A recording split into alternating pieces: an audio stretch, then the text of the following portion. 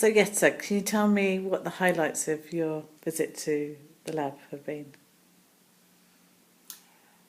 I think there were numerous highlights. I mean, for one, the talk I gave on juggling methodology, juggling pace, the ephemeral and affectivity.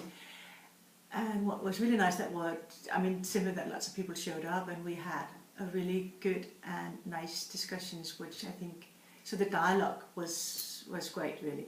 Lots of enthusiastic people there, and it was just such a nice audience and a nice context to present it in.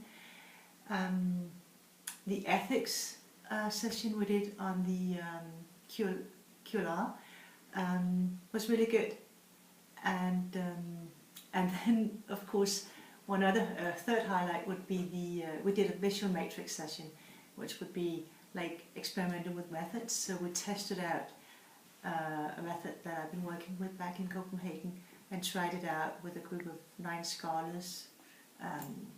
That was really, really great. It was great to be in a setting where of course it was findings into my own kind of research, but on top of that it was a very qualified group for discussing methods and methodology, which was really great. And what did you make of the space, the lab itself?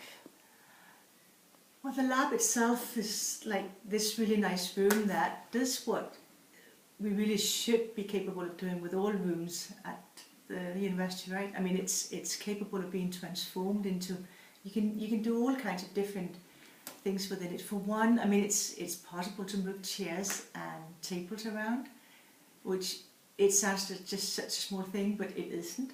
There are all the equipment ready for recording, for displaying, for playing around.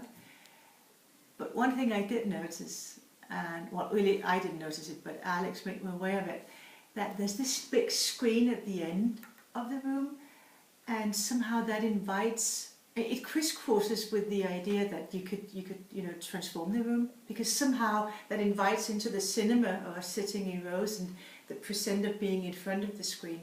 So it takes, I think, it takes an effort really to bypass that or to move beyond that. But it's easy to bypass that because there's this basic intention with the lab that you should be able to transform it for the purpose of the seminar. And one thing I didn't realize before, after our sessions, there is the potential for displaying the things to the floor instead of the wall. And I would like to play with that when coming back. I think that's fascinating.